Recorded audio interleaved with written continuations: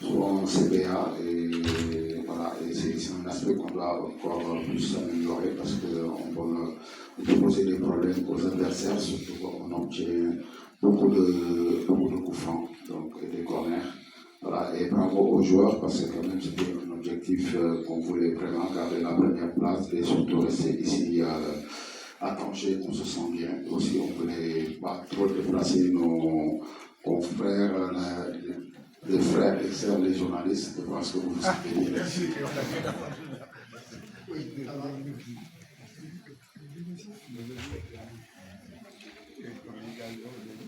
Bonsoir coach, Chris et Willow pour le Mediaground. Est-ce qu'il y avait une pression particulière parce qu'on a vu que le Congo a inscrit beaucoup de buts également ce soir. Est-ce que vous vous teniez au courant du résultat du Congo en parallèle? Vous étiez vraiment fixé sur votre objectif de mettre le plus de buts possible et vous avez fait abstraction complète du résultat du Congo ce soir? Non, pas du tout, parce que quand même vers la fin, j'ai demandé sur le banc, il y avait combien de l'autre côté.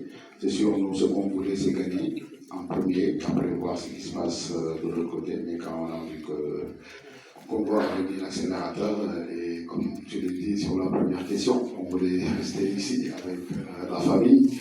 Donc voilà, on a marqué des buts, on est passé de premier, et je pense que notre équipe mérite la première place. Et comme on dit, dans les matchs de championnat, dans la compétition comme la CAN, les matchs de poule, c'est des matchs de championnat. En général, les matchs de championnat, c'est la meilleure équipe qui termine premier. Aujourd'hui, je pense qu'on a montré pourquoi qu'on était vraiment une bonne équipe qui était venue dans cette CAN pour chercher quelque chose. Hervé Godot, journalistique, juste une question par rapport à Koulibaly. Est-ce que tu as un peu peur qu'il soit beaucoup d'amas de suspension? Parce que finalement, c'est le seul point noir, j'allais dire, et avec peut-être la Nicaragua. Oui, c'est sûr qu'on perd le capitaine. Donc, c'est quelqu'un qui est important dans ce groupe, sur son état d'esprit, et aussi c'est un exemple sur le terrain. Maintenant, il faut faire avec, on sait, il s'est sacrifié pour l'équipe et il va continuer à se sacrifier parce que quand je rentre dans les vestiaires, je le trouve dans les vestiaires, je lui dis, dommage, le seul point noir qu'on a, c'est ton carton rouge. Il me dit, non, coach, le plus important, c'était la gagne. On a fait, et vraiment, c'est un homme, et un homme avec un grand H, voilà, qui peut tout lire.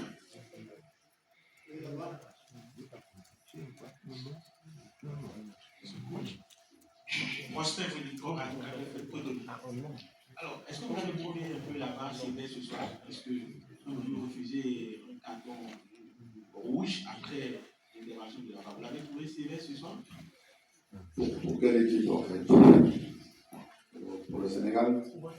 Là, pour notre équipe, voilà, c'est sur le carton rouge. Après, voilà, c'est des choses que il y a l'interprétation de l'arbitre. Donc, je ne suis pas arbitre.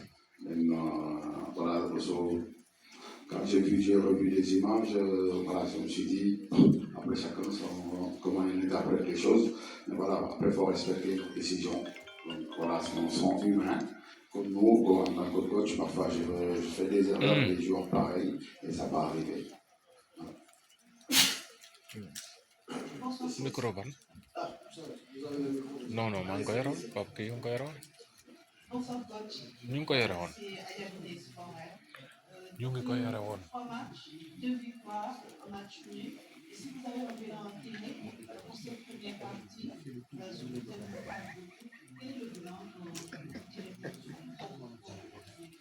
Je pense qu'un bilan positif, mais il ne faut pas s'enflammer parce que pourquoi positif? Déjà, on a atteint nos objectifs sur ça parce qu'on voulait terminer premier de ce groupe.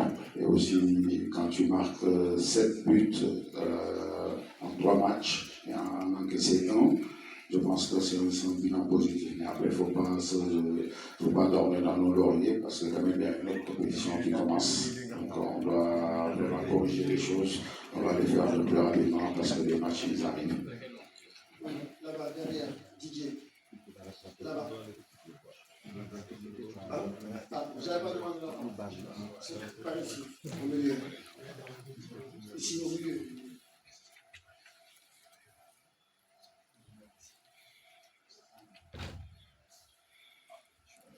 Coach, félicitations pour cette première place. Félicitations pour le bilan de Bruno Tibet. Aujourd'hui, le Sénégal est en premier, il doit rester à Tanger. Aujourd'hui, vous avez effectué 5 changements. Alors qu'en conférence de presse, avant votre arrivée hier, l'entraîneur du Bénin n'était pas sûr d'être qualifié. Ça s'est joué avec la poule A et B, parce que là-bas, les 3 ans avec 2 points. Est-ce que ça a motivé quelque chose dans votre esprit de faire ces 5 changements-là dans votre composition d'équipe? Merci.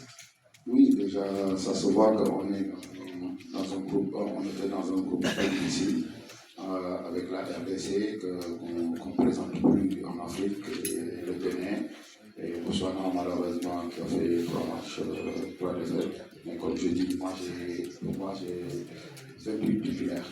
Donc, je fais même pas attention à dire, voilà, si je dois mettre un, j'hésite même pas. Donc, après, chaque match est plus adéquat pour certains. Donc, voilà, et les joueurs vont se porter sur ça. Et après, c'est les joueurs, la concurrence, elle est saine au niveau de ce groupe. Et c'est le groupe vit bien. Et il faut garder ça, tout le monde soit concerné. Parce que c'est une compétition. Si on va aller loin, on a besoin de tout le monde. Donc, aujourd'hui, ça s'est vu. Donc, il faut continuer sur cette lancée et garder les choses, les bonnes choses de ce groupe. On me signale qu'il y a des gens qui font du live streaming sur la compte. Alors, on peut avoir des nouvelles de la Oui, pour l'instant, après, il s'est tordu la cheville et on l'a sorti à la mi-temps, on n'a pas voulu prendre de risque. Donc aujourd'hui, il va faire les examens et après, à partir de là, on pourra plus communiquer là-dessus.